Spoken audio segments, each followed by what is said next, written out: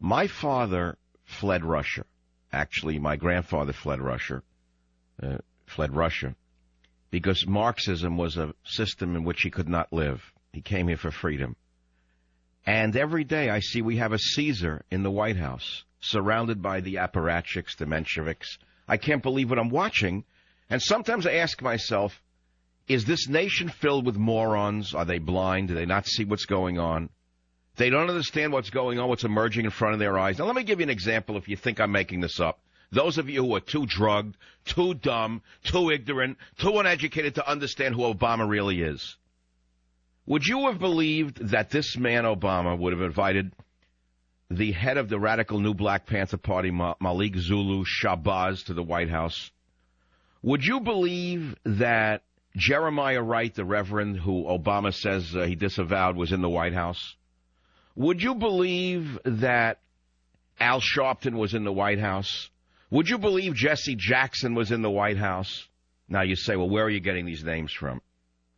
On Friday, just as I went off the air on the East Coast, the White House released a list of people through a disclosure who had visited the White House. You can see the list, the PDF list. It is released by the White House, not by Michael Savage. 110 names, 481 visits, released after I went off the air on Friday. So you can see who came, who went, and what they were doing there. These are people who went through the White House doors since January. Now, why would Malik Zulu Shabazz, national chairman of the radical New Black Panther Party, be invited into the White House? Why would Reverend Jeremiah Wright be invited? Why would William Ayers be invited in? Why would Jamie Dimon of J.P. Morgan be invited into the White House many times?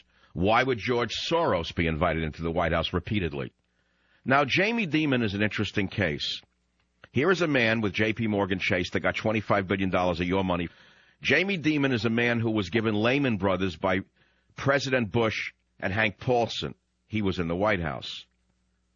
Now, Newt Gingrich was there because he is one of the most oily creatures on the planet. I don't know how you people don't understand what, because Sean Hannity has him on, you think he's legitimate? Are you people out of your minds?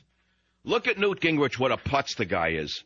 Just last Wednesday, he endorses the fake Republican in upstate New York. She drops out over the week on Friday, and she endorses the Democrat instead of the Republican, the actual conservative, rather, running against her. Don't you understand Newt Gingrich? I call him the Go-Pack tick in my book, Political Zoo, like a year ago, 2 years ago. Don't you understand I see all? Don't you understand that I have a crystal ball that is clearer than anybody in the U.S. media? You don't put two and two together?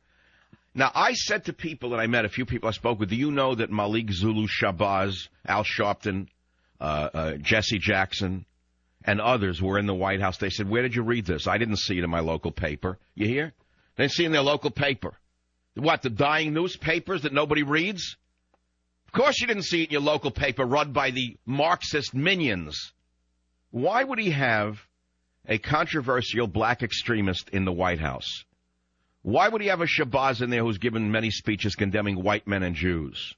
Why would he have Al Sharpton? Why would he have Jesse Jackson? Why would he have these people in the White House? Why? And why do you not know about it? Ladies and gentlemen, it's because you don't deserve to know anything. You are like dumb cattle. You need an electric cattle prod to even know you're awake or alive. You're either drugged with illegal drugs or legal drugs. Your doctor is part of the controlling mechanism. Certainly the media is of no value to you. The fourth estate has become the fifth column. How many times have I said it? I guess it has to be stolen by someone until you finally hear it. One of the best websites out there is from Russia called Pravda. And their new editorial in Pravda says, keep your hands inside the coaster. We are at the top of the second hill. And it says that we're about to crash. He said, what's happening now is identical to what took place between the 1929 collapse and the 1931 final landing. They claim the world economy fell hard, bounced high, and then fell into a deep black hole that it took 30 years to climb out of. He says, this time it'll be worse, at least for the Anglos and more specifically the Americans. Now, admittedly, they are Russian nationalists, but doesn't mean they're stupid. Listen to the rest of this. You want to hear this or not? Or would you rather play Dungaree Doll? And they go on and on. They go on and on. It says things in there you have to hear, by the way. You want to hear it? You want to hear it? You don't want to hear it? It says the British police state got a rude awakening this week. The Bolshevik Labour and their Menshevik Tory allies. I don't know if you know what a Bolshevik and a Menshevik is. That's important for you to know, but I think you know instead which Hollywood slut fell down on her behind on Sunset Boulevard and which fake actor pretended to be a war hero, but you don't know what a Bolshevik is or a Menshevik, even though you're surrounded by Bolsheviks and Mensheviks. In other words, in our country, the equivalent of the Bolsheviks are the Democrats, and the equivalent of the Mensheviks are the Republicans. Don't you understand why I've told you both parties are one and the same for years now? Don't you understand who Newt Gingrich is? Newt Gingrich is a fat Menshevik, okay? And Obama's the skinny Bolshevik. I'll put it in cartoon imagery for you. So they go in and they write, this week the Bolshevik Labour and their Menshevik Tory allies in England were expecting to exit the recession, but instead had a further recession with a big drop. Now listen to this line. Surely this must be the fault of those evil English defense leaguers for not Islamicizing like good little Kafir serfs. Go get them, lads. Show them that Eve, if no longer Great Britain, is not that either. And he says, oops, I guess this will now get me on the famous banned list to the British police state. Not that I have any plans on visiting that Orwellian prison camp, he writes. It's amazing. I mean, this is from Russia. You wouldn't think that they could still, see what's going on in the world, right? You're supposed to believe they're stupid? Says the Americans are about to find out the shocking truth of their paper-dead economy. Biggest mooch and beggar indebted to every third world country does not make a nation prosperous. Unlike 1929, America is not a loaner of cash, though it still gives it out to various puppets and fascists and Marxists around the world. Instead, America is the biggest debtor in all of the history of human civilization. Furthermore, unlike 1929, it is not a net exporter of, but an importer of everything short of the tanks, bombers, but not of the bullets and handguns and heavy equipment. It must now import even food from China and Latin America. This is amazing stuff. Now, what does that have to do with Malik Shabazz of the new Black Panther Party being invited into the the White House? What does it have to do with Sharpton and Gingrich and Diamond and the others like Soros repeatedly going in and out of the the White House since January? It has everything and it has nothing to do with it. It has to do with America's suicide. It has the sadness of a major tragedy right in front of your eyes. The American suicide is going on right in front of your eyes. The hubris of America, the insanity of America, the spending policy of Bush, which I warned you about for years, over and over and over again. And now it's coming home to bear. Now, why have you not read that Barack Obama had welcomed Reverend Jeremiah Wright, Malik Zulu Shabazz, William Ayers? Shall I go down the list? I mean, you want to hear who else is? Why is George Soros in and out of the White House the money changer? And why every week do we read George Soros saying we got to get out of the dollar? Got to get out of the dollar. For 3 weeks he was bumming the dollar.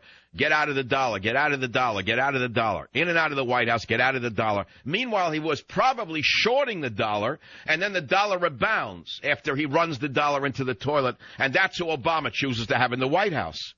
You don't see what's going on in front of your eyes? Now, wait a minute. It gets worse. This gang, this administration has the nerve to say that although the name Jeremiah Wright, woman comes home, she finds her husband in bed with another woman. The husband looks up at her while he's with the other woman and says, who are you going to believe, me or your eyes? Who are you going to believe, me or your own eyes? The Caesar we have in the White House is giving it to you real good, and you don't even understand you're getting it. You don't even want to accept what he's doing to you. Because if you accepted it, you'd have to admit you're a moron for having elected him. This is a government-owned media. Well, all the pieces are coming together, Mike, and thank God you're here to help us understand it. Because when I saw that, I got a little fearful. And then you're saying George Soros is in the White House? I'm just downright frightened about that, my friend. George Soros is in and out of the White House about 7 or 8 times, according to the White House's list that was released 8 o'clock Friday night. And your local newspaper, your piece of garbage paper that no one buys, has the nerve under AP to publish the story, White House releases list as part of transparency, and visitors include Oprah Winfrey and George Clooney. You hear this? Unbelievable. Yeah, well, I have the PDF on my website. You really should download it. And you should, yeah, you're going to get a liberal to listen to you. Well, who published that? What, is some right-winger print that? If you tell them, no, the White House printed the list. Well, I don't believe it. I didn't read it in the local paper. So what are you going to do? His ratings are in the gutter. The people are slowly awakening to him. I don't know if they're awakening fast enough. You know, I don't know. The education level in America is about equal to that of the Ukraine right now, so I really don't know what chance we have. The problem is that I'm slightly ahead of my time with regard to what I'm telling you. The people are not quite ready for this. They will be after it's too late. Once it's too late, they actually see what happened and say, well, I heard that years ago. I didn't believe the guy because he wasn't a liberal. I didn't believe him because I was told he was a bad guy. I didn't believe him because he spoke in a loud voice. I didn't believe him because he wasn't polite enough. I didn't believe him because he sounded too much like my father. I didn't believe him because he sounded like my uncle. I didn't believe him because he sounded like the men used to sound like years ago, and I don't like that sound. I like polite men who put a knife in my back. Okay?